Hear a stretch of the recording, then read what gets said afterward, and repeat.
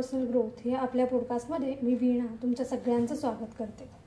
मागच्या पॉडकास्टमध्ये रामदास स्वामींनी 19व्या श्लोकात सांगितलं होतं की सत्याची कास सोडू नकोस। जेव्हा एखादं सत्य आपण सांगतो तेव्हा स्वतःच्या आचरणाकडे, स्वतःच्या विचारांकडे, स्वतःच्या वाणीकडे लक्ष दे आणि एखादी गोष्ट चुकीची असली, मिथ्या असली तरी त्याच्या मागचं कारण काय आहे, त्यामागचा हेतू काय आहे हे जाणून घेण्याचा प्रयत्न कर आणि इतरांच्या चुका दाखवण्यापूर्वी स्वतःमधले दोष, स्वतःमधल्या चुका मान्य करून त्या सुधारण्यासाठी कार्य कर।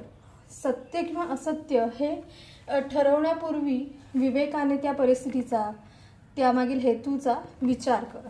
आता या 20व्या श्लोकात रामदास स्वामी काय म्हणतात ते बघूया।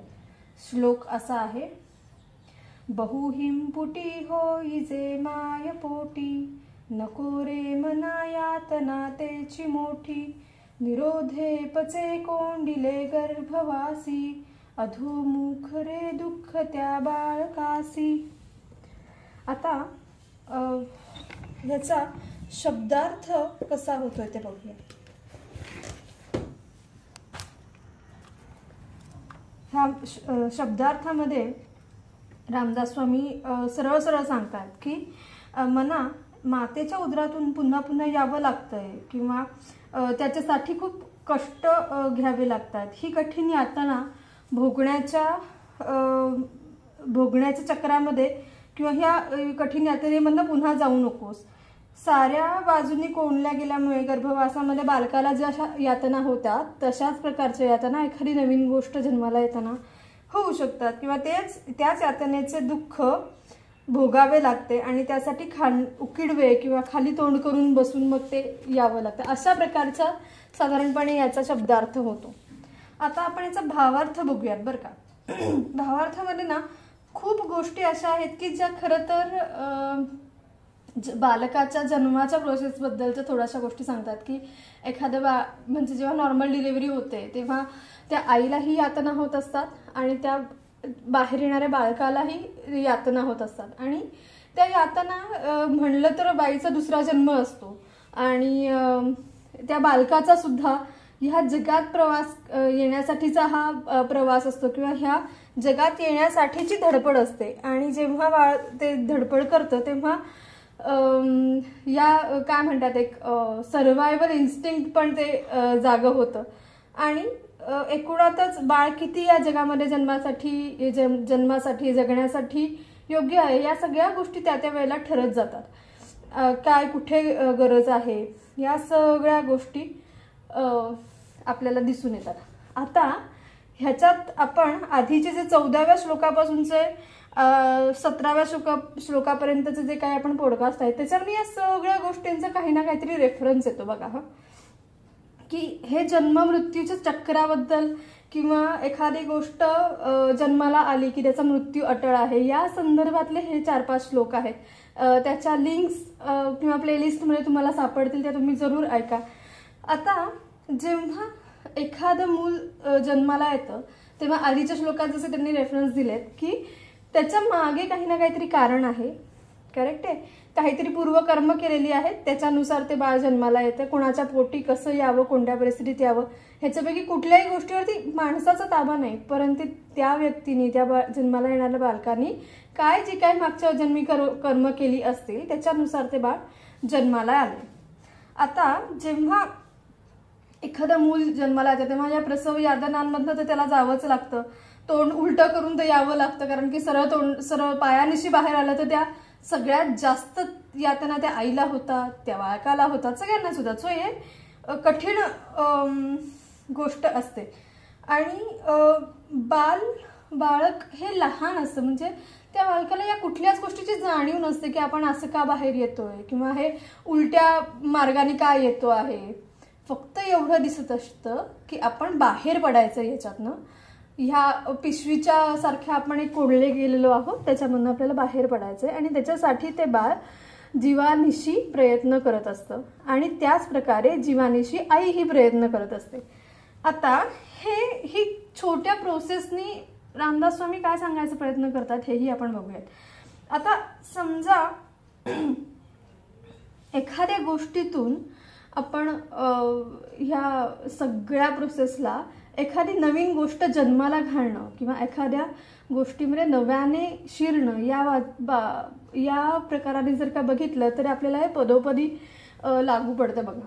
आपण जेव्हा एखादं नवीन कौशल्य शिकत असतो किंवा एखादा नवीन व्यवसाय सुरू करत असतो किंवा एखादी नोकरी नवीन जॉईन करत असतो तेव्हा या सगळ्या गोष्टी आपल्याला आठवतात का हो? की तुम्ही जेव्हा एखादं प्रॉडक्ट नव्याने इन्व्हेंट करताय किंवा नव्याने तयार करताय तेव्हा त्याचं डिझाईन कसं असलं पाहिजे, ते असलं काय पाहिजे, त्याची कंटेंट कसं असलं पाहिजे, ते कसं दिसेल, कसे चव घेईल, इथपासून छोट्या छोट्या गोष्टींचा आपण विचार करत असतो. मग त्यामध्ये येणाऱ्या असंख्य अडचणी, नवीन येणाऱ्या गोष्टी ज्या आपण कदाचित कधी बघितलेल्या नसतात आणि त्या सगळ्याच्या दरम्यान होत असणारे मानसिक चढाव उतार. त्याच्यामध्ये कधी कधी आपल्याला भीती वाटते, कधी कधी हे कशाला आपण ह्याच्यामध्ये पडलो असं वाटतं, कुठून सुचलं आणि आपण ह्या सगळ्या झंझटीमध्ये पडलोय असंही वाटतं. कदाचित ह्या साऱ्या भावना 9 महिने आईलाही होत असतात की हो. जेव्हा ते मूल 9 महिने कलेने वाढत असतं तेव्हा ते आईला पोटात लाथा मारतं, आईला वागता येत नाही, आईला जेवताना त्रास होतो, आईला उलट्या होतात, सगळ्या गोष्टींमधून आई जाते. पण शेवटी जेव्हा ते बाळ बाहेर येतं तेव्हा तो जो आनंद असतो, जे आपण कोणाला तरी जन्माला घातलं आहे, हा जो आनंद असतो हा कुणाशीच कशाशीच तुलना करण्यासारखा नाही हो. तसंच काहीसं होतं का हो? आपण एखादी गोष्ट आत्मीयतेने तयार करतो, त्याच्यासाठीचा रिसर्च करतो, त्याच्यासाठीचं प्रॉडक्ट बघतो की कसं बनणार, कुठं बनणार, त्याच्यासाठी दिवसाचा रात्र करतो, एक तल्लीन होऊन त्या ध्यासाने आपण ते सगळं जन्माला घालतो. आणि जेव्हा ते प्रोडक्ट आपल्या समोर येतं, ते जेव्हा सगळ्या लोकांना आवडतं तेव्हा वाटणारा आनंद हा त्या आई जेव्हा या सगळ्या यातनांमधून जाऊन बालकाला धरते त्याच्यासारखा असतो का हो? एकदा तुम्हीच स्वतःला या गोष्टीत विचारून बघा स्वतःची. माझ्या दृष्टीने तर हो. जेव्हा आपण एखादी गोष्ट खूप कष्टाने शिकतोय आणि जेव्हा ते आपल्याला जमायला लागतं, सक्सेसफुल व्हायला लागतं तेव्हा मिळणारा आनंद हा वेगळा असतो. पण जर आपण ह्या शिकण्याच्या गोष्टींना, ह्या येणाऱ्या अडचणींना किंवा उभं राहणारे जे सततचे प्रॉब्लेम्स आहेत त्यांना हार मारून बसलो की कशाला करायचं, जाऊ दे ना, सोडून द्या ना, तर कदाचित हे नवीन काहीतरी केल्याचा आनंद आपल्याला मिळणार नाही किंवा हे काहीतरी नवीन आपण करतोय याचा आनंद मिळणार नाही. आता मी मध्ये एक आकाशवाणीवरती कार्यक्रम ऐकत होते, त्याच्यामध्ये विको वज्रतंतीची जी कंपनी आहे ना त्या कंपनीच्या मालकांची इंटरव्ह्यू चालू होता आणि त्यांनी सांगितलं की त्यांनी किती गोष्टी बघितल्या, किती गोष्टींचे अडथळे पार केले, ती पेस्ट कशी बाहेर यायची नाही किंवा ती पेस्ट कशी, म्हणजे तो एकूण आत्ता विको कंपनी, त्याचे पेस्ट, त्याचे सगळे प्रॉडक्ट्स हे लोकप्रिय होण्याच्या आधी जेव्हा त्यांनी ते स्वप्न बघितलं, जेव्हा त्यांनी ते तयार करायला सुरुवात केली तेव्हाच्या सगळ्या गोष्टी ते सांगत होते. आणि ते खरंच इन्स्पायरिंग होतं की एखाद्या माणसाने ध्येयवेडं होऊन जेव्हा त्या गोष्टीसाठी प्रयत्न केले तेव्हा कुठे आत्ता त्या लावलेल्या रोपट्याचं झाड होऊन त्या झाडाची फळं त्यांचे पुढच्या पिढ्या खात आहेत. कदाचित आपण आत्ता ज्या गोष्टींची मुळं बीज रोवतोय ते मोठे होऊन आपल्या पुढच्या पिढ्या हे खाऊ शकतील जर का ते व्यवस्थित त्याची संगोपन झालं तर. तसंच ह्या सगळ्या गोष्टींमध्ये अजून एक गोष्ट आहे बरं का, की जसं हे जन्म मृत्यूचं चक्र आहे तसंच काही वेळेला काही लोकांना असं दिसतं बघा की एखाद्या गोष्टीला जेव्हा माणूस अंथरुणावर खेळलेला असतो किंवा एखादी गोष्ट नकोशी झालेली असते आपल्याला तेव्हा त्या माणसाचं सहज असतं की आता मला सोडवा, मला ह्या सगळ्या यातनांमधनं सोडवा, मला नाही जायचंय, मला नाही राहायचंय.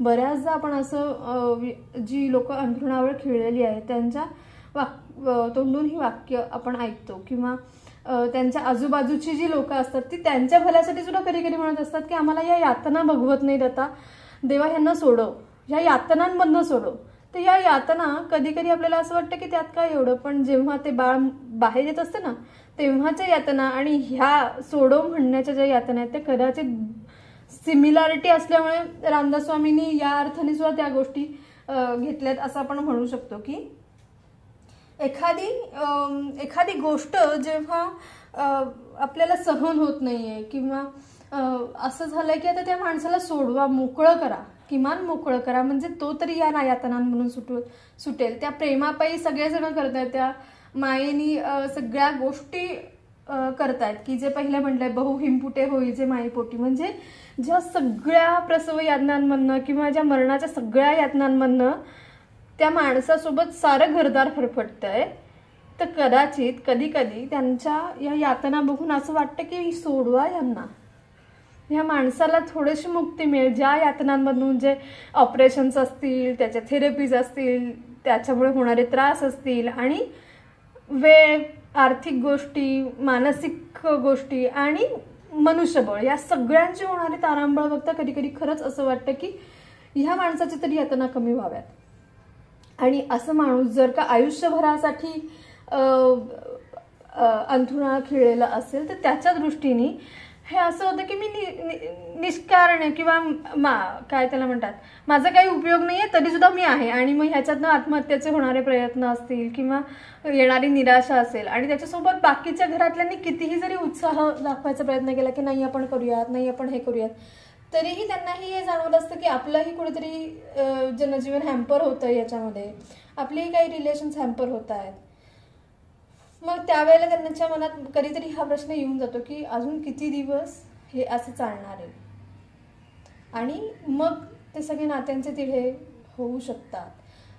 प्रत्येक वेळी होतीलच असं नाही, प्रत्येक कुटुंबामध्ये हे होईलच असं नाही, पण हे जे हिमपुटी होई जे माईपोटी, हे सगळं त्याच्याच अनुसार वाटतं कधी कधी की आहे. खरं तर ही छोटीशी गोष्ट, नॉर्मल डिलिव्हरी होणं हे किती सर्वसामान्यपणे असं वाटतं की काय त्याला, पण नाही.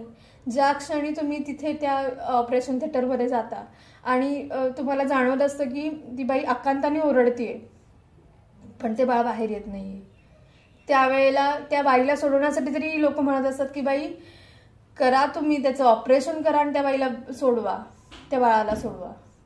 का तर ह्या यातना आता बघवत नाहीत. ह्याच प्रवासांना आपण कधी ना कधीतरी कुठे ना कुठेतरी जात असतो. मग हे आपलं एखादं नवीन लॉन्च करणं असेल, नवीन गोष्ट किंवा नवीन गोष्ट शिकणं असेल किंवा एखादी गोष्ट नव्याने जन्माला घालणं असेल, म्हणजे कन्सेप्च्युअल असेल, प्रॉडक्ट असेल, एखादी गोष्ट नव्याने शिकवणं असेल, काहीही जी गोष्ट नव्याने जन्माला येते त्या गोष्टीसाठी असंख्य अडथळे, असंख्य गोष्टी, असंख्य यातना ह्या त्या व्यक्तीला, ज्याला प्रसव वेदना आणि प्रसव काळ अशा सगळ्या गोष्टी ज्या म्हणतात त्यातनं जावं लागतं. आणि जेव्हा ते सुखरूपपणे बाहेर येतं तेव्हाच त्या गोष्टीचं समाधान कदाचित आपल्याला मिळतं. आपल्याला आजूबाजूला बऱ्याचदा असं दिसतं की लोक त्या व्यक्तीची काळजीही घेतात आणि तेवढंच त्रासही द्यायचा प्रयत्न करतात की कसं ह्याचं प्रॉडक्ट चांगलं होणार नाही, अशीही करणारी लोक असतातच. आणि कसं ह्याचं प्रॉडक्ट चांगलं होईल याच्यासाठी हातभार लावणारी लोक असतात. मग जसं आधीच्या काही श्लोकांमध्ये रामदास स्वामी म्हणतात की माणसं ओळखायला शिका. आणि ह्या सगळ्या काळावधीमध्येच तुम्हाला माणसाची खरी पारख समजत जाते की हा बाबा कोणता माणूस आपल्यासाठी खरंच उभा राहतो, कोणता माणूस खरंच आपल्यासाठी आपल्या बरोबर उभा आहे आणि कोणता माणूस फक्त बघ्याची भूमिका करतोय. कोणत्या माणसाला आपल्याला मनापासून काहीतरी मदत व्हावी असं वाटतंय आणि कोणत्या माणसाला खरंच आपण मदत केली नाही तर ह्याचं होणार नाही ना, मग चांगलं आहे असं वाटतं. तर आधीच्या काही श्लोकांचा रेफरन्स घेत ह्या प्रसव वेदना सहन करत काहीतरी नव्यानी गोष्ट शिका, नव्यानी गोष्ट जन्माला घाला, ज्याचा तुम्हाला सदैव आनंद मिळत राहील. तर असाच या श्लोकामधनं शिकलेल्या गोष्टी वापरायचा, नवीन शिकायचा प्रयत्न करूयात. आणि आजचा पॉडकास्ट तुम्हाला आवडला असेल तर नक्की लाईक करा, शेअर करा, सबस्क्राईब करा. आपल्या मित्रजनांना, हितचिंतकांना नक्की पाठवा. आणि आधीचे एपिसोड ऐकले नसतील तर नक्की ऐका, त्याच्यामधल्या काही गोष्टी तुम्हाला या श्लोकाशी रिलेट होतील. आणि शेअर करायला विसरू नका. आता भेटूया नवीन भागामध्ये. तोपर्यंत जय जय रघुवीर समर्थ.